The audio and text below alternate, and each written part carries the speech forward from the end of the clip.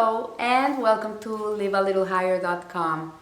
Bezrat Hashem, this Thursday night, the 25th of Kislev, we will be celebrating Chanukah.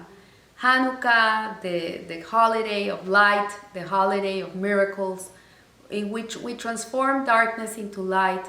This happened in the times of the Second Temple, and we still recount this story every year. It says that when Mashiach comes, we're going to still be celebrating Chanukah and Purim, which are the two holidays that are not in the Torah. They're not Rosh Hashanah, Yom Kippur. They're not mandated by the Torah. They happen much after the Torah was written. But anyways, these are messianic holidays that are going to be kept in the times of Mashiach. So there's a beautiful Devar Torah given by Rabbi Benjamin Eisenberger, who is a Hagaon, a great rabbi, about Chanukah. And he says that the story of Chanukah took place during the times of the Second Temple, the Second Beit HaMikdash. And we find, but nevertheless, we find a reference of Chanukah in the Torah. So he says that in the pasuk that says, "And Yaakov remained alone, and a man wrestled with him until the dawn." This was the last parasha in which Yaakov encountered the angel of Esav, and they had a struggle together. And he says that this pasuk, "and Yaakov remained alone," really gives much light and much understanding to what means one of the meanings of Chanukah. So he says here that this is alluded to, and Yaakov remained alone. He contemplated what remained to be rectified in the decree of Greece, and this is the significance of lekado, for his job that the miracle will be performed to his children, and they will light the Chanukah Neiros. This is in Torah's Moshe. So Yaakov,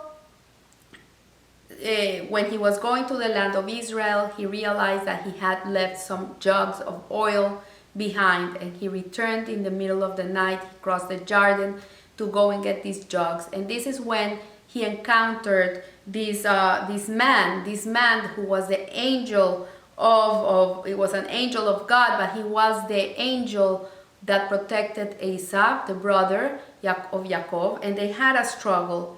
And the struggle was not merely a personal experience, but rather a forerunner of historical significance, for this was an event that embodied the concept of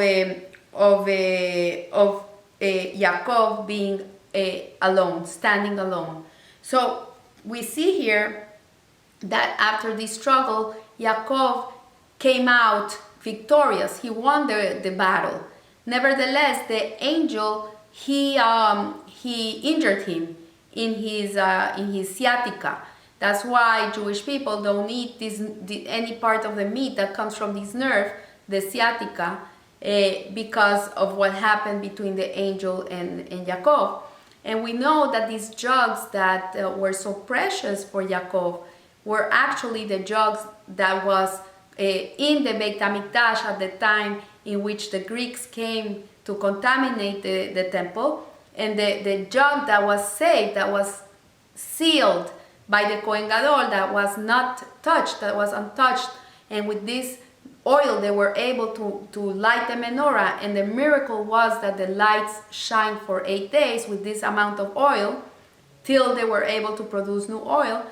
They say that this jug, this little jug of oil that was preserved, was that oil that Yaakov went to look for at that time when he had the struggle with the angel. So just as Yaakov emerged victorious despite his injury at the hands of the angel of Esav, as he's referred to, so will the Jewish people, Klal Israel, merit miracles, wonders, and salvations from the hands of Yavan. So Yavan was actually one of the grandsons of Noah, who became the Greek people. So the Greek people come from Yavan, and it's called Yavan. So it says that Hashem would make the same way that he made miracles for Yaakov, he would make miracles for the Jewish people at such a time. So it says that Rashi explains, so to the culmination of our salvation from the Greeks on Chanukah occurred when the Jews found one jug of oil that was sealed with the stamp of the Kohen Gadol. So this is the connection between Yaakov, who this happened thousands of years before of the episode of Hanukkah, that he had fought with this angel. Eventually this would be a rectification for the Jewish people at the time of the Maccabees and the Hellenistic regime. So we see here that Yaakov's struggle and the incident of Hanukkah have this connection. And if we wish to merit the tremendous lights of Hanukkah, if we wish to merit miracles and wonders, because really all the blessings that God sends to us, most of them, sometimes he just sends us love, but our merits, this is the way the system works. This is the way that Hashem created the world. He's created a system in which we have to earn what we get. It's not a free ride. You know, today I see so many people, free school, free medicine, free everything. People have this mentality of free. And there's no such thing as free. If you're not paying for it, someone else is going to pay for it. There's no such thing as free. And Hashem created a system in which he didn't want to give us bread of shame. Because a person who gets everything for free and he never does anything to earn anything, his self-esteem is in the floor. How can he feel good about himself if he's never been able to accomplish anything on his own? So we see here, the Rabbi Eisenberger says, if we wish to merit the tremendous light of Hanukkah, if we wish to merit miracles and wonders in our lives, as in those days at that time, we must properly understand this connection between Yaakov and Hanukkah. So Rav Yeruham Lebovitz in Das Torah explains that the Yetzer Hara, our evil inclination, which is represented by that angel of Esav, which is called the Sar, Esav Sar, who was the Sitra Achra. The Sitra Achra is also something that Hashem creates, which comes from the other side. So everything that is holiness comes from his face, from the front. But Hashem has to create in this world things that he doesn't want to create. Not only he doesn't want to create them, but he hates them. And those things come from his back. But he has to create them. The Sitra Achra, like the Yetzer Hara, our evil inclination, comes from the other side. He has to create them in order for us to be able to have free choice, free will. So a person can choose to either connect to Hashem or disconnect from Hashem. And if we don't have this duality in the world, then we will never be able to be free and free to choose. So we see here that the Sitra Achra, as it's called in Kabbalah, has no issue with a person being good most of the time. Your Yetzer Hara, your evil inclination, he wants you to be good. He doesn't want you to be bad. He wants you to be good. He's not bothered by the observance of Torah and mitzvot. He allows us to be good as long as we sometimes feel a void of emptiness within ourselves. This is and I talked about this in the parasha class this week, this thing of the emptiness within. You know, so many people are trying to find, and they're searching, and they can have millions of dollars and the most beautiful car and the most beautiful house and the nicest wife and the most beautiful children, but there's a void within themselves. There's something that is missing. And so for them, he knows that he has, the Yetzer Hara knows that this is where he can attack. When a person has this void, that's when the Yetzer Hara takes control. So he can fill that void with good things or bad things. So Hashem gives us the antidote. He gives us Torah and mitzvot. He gives us a Torah to learn and mitzvahs to do and prayer. When a person is busy with this lifestyle, he's not gonna have that empty feeling. And Hashem has to create that empty feeling too, so we would yearn to be close to him. That's the whole purpose of it. But sometimes people yearn to be closer to other things that give them more pleasure in a material sense. So there is none like Hashem, but we see here that the Midrash draws a connection, that was later made with this famous prayer, Enke Elokeinu, where we say Enke Elokeinu, no? Which means there is none like Hashem, but who is like Hashem? This is the prayer goes, there's none like Hashem. Who is like Hashem? Hashem, the Hashem of Yeshurun. Yeshurun is another name that was given to Yaakov. So Israel Sabbath, just as regarding Hashem, it states, and Hashem alone shall be exalted. So too regarding Yaakov, it states, and Yaakov remained alone. So this is something that we must understand. Hashem is alone. My husband always say, it's lonely at the top. God is alone.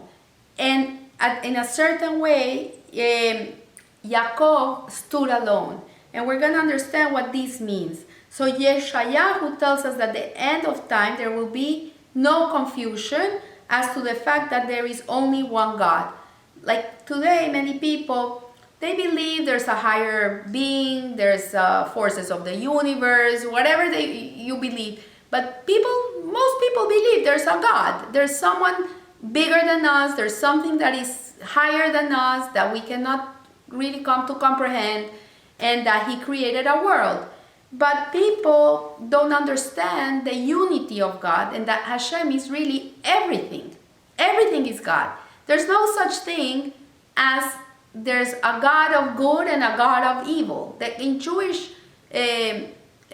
thought or Torah, we don't say like the Satan. When we mention the Satan, it's not a separate entity from God. The Satan comes from the other side of God. This is what it means. So everything is Hashem. So it says that when Mashiach comes, we will come to understand that Hashem is everything. And it says that Yaakov was left levado, alone. And what does this mean? Rabbi Yerusham explains that Hashem created a world with deficiencies, a world in which we must ask us to mend these flaws, thereby creating the opportunities for his service. So God created an imperfect world. This is not a perfect world. There's people dying of hunger, there's hurricanes and volcanoes and you name it, earthquakes, and we see good people and bad people, injustice. This is not a perfect world, and Hashem made it in such a way. This is the way he made it. But why did he make it this way? So we ourselves can come and be partners with him and perfect the world. But also, he wants to make himself in our eyes seem as he needs us. In reality, Hashem doesn't need anything. He's final. He was, he is, and he will be. He doesn't need the world. He doesn't need us. But he made the world so he can give kindness to something, because he's all kindness. So if he doesn't create a world, where is he going to give his kindness? And what is his kindness to the world? He gives us the ability to perfect ourselves. This is from the Ramhal. He teaches us that Hashem wants the vehicles. He wants to give us the ability to connect to him. And so in order for us to be able to connect to Hashem, he makes a whole system where there's mitzvot. Mitzvot means to connect. Every time you do a mitzvah or you abstain from a negative mitzvah, you're connecting to your source, you're connecting to Hashem. You're having the vehicles. So in reality, however, we must not fool ourselves into thinking that Hashem is deficient in any way and that he needs us. But he makes us think that this is how it works. So it is clear that he did not require our deeds or efforts at all. The creator of the world is independent and singular and does not require anything. In essence, he is alone. So in his essence, he is alone. It's lonely at the top. He's alone. And so with the creation of man, the Torah testifies, it is not good for man to be alone. And this is in Bereshit. And man needs company and companionship. We are not meant to be alone. We're meant to have a companion. Men should get married. They should have a wife, they should have someone to care for, to leave away their egocentrism and be able to give to someone else. So he cannot be alone. And Rashi explains this fundamental truth of man's existence based on the Midrash Bereshit as follows. It is not good for man to be alone. They should not say there are two authorities, because if a man is alone, he will say, oh, I'm like God. I stand like God. Hashem is singular in the upper world and I'm singular in the lower world. So if man remains alone, there is a danger that he may equate himself to Hashem. So what is the connection with Yaakov, that Yaakov stood alone? What does this mean, and what does this have to do with Hanukkah? You must be asking, she's giving a shiur on Hanukkah, but she's not talking about Hanukkah.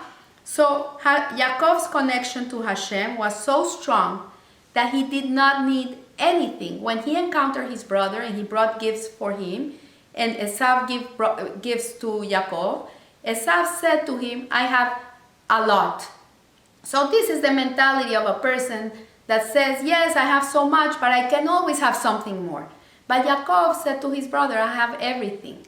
He was complete. He felt inside of him that he didn't miss anything. He was full of God.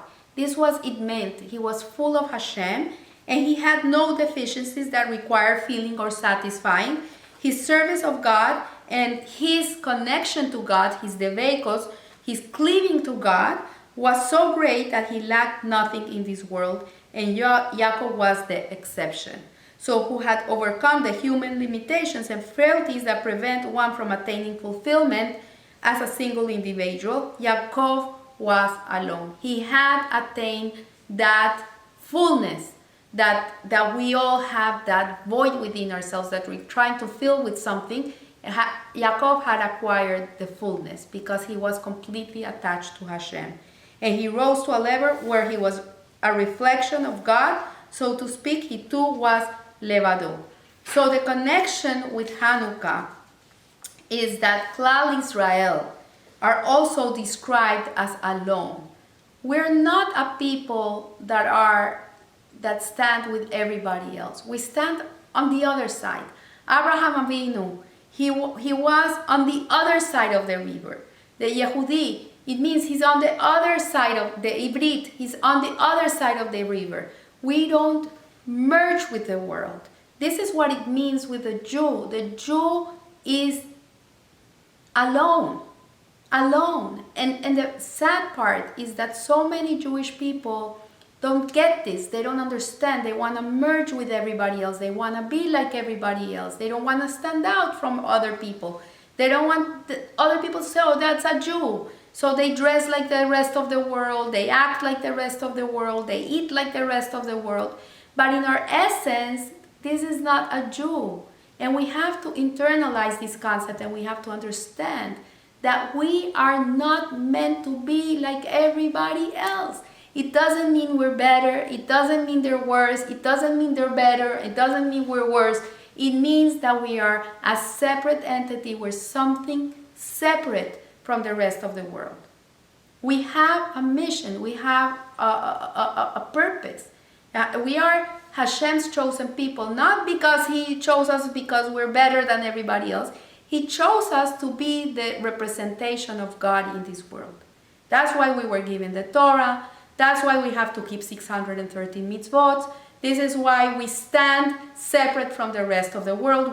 We should not be going and eating non-kosher food. We should not be drinking non-kosher wine. We should not be mingling with the rest of the world, because we are meant to stand separate and alone, because we represent God in this world. We represent morality, we represent ethics, we represent the true way of life, a life in which you take care of other people, you care about other people, you care about Hashem, you care about the world.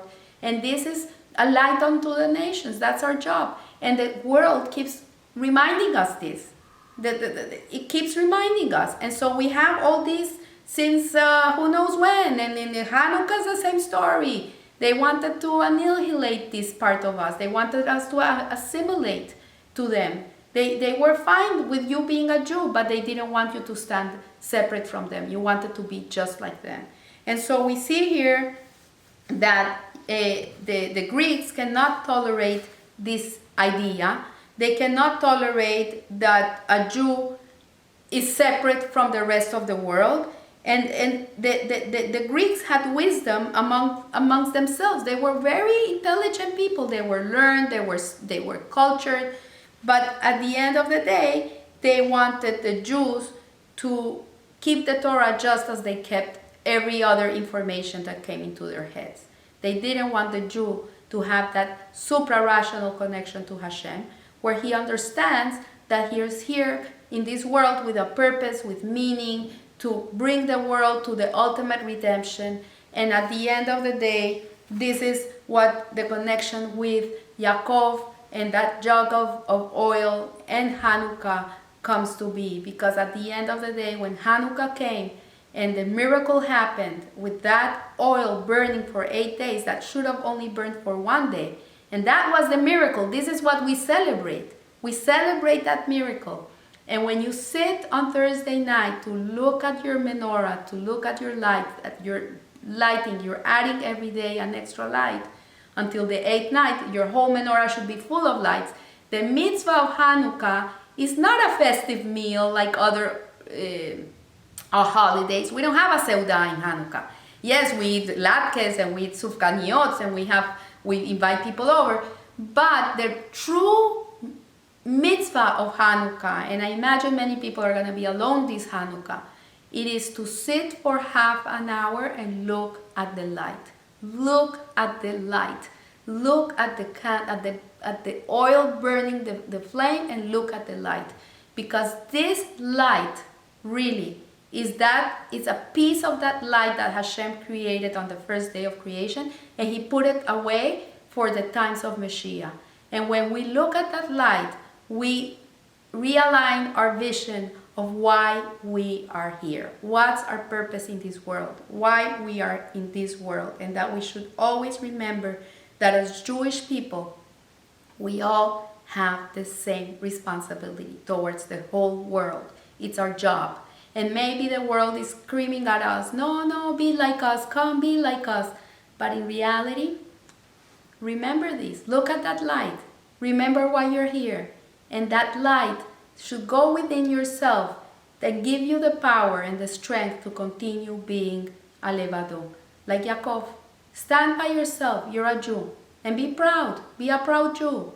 Because it's something to be proud of. And you're helping other people. It's not for us alone. It's not only for us, it's for the whole world. And when you internalize that and that light shines within you, then you're going to be able to shine that light out to the world. Just as in the Beit HaMikdash, the menorah was lit inside so the light would come out to the world and illuminate the world, the whole world. We ourselves, each one of us, is like a menorah. So I want to wish you a beautiful Chag Sameach, beautiful Hanukkah, that the joy of Hanukkah should be with you the whole year.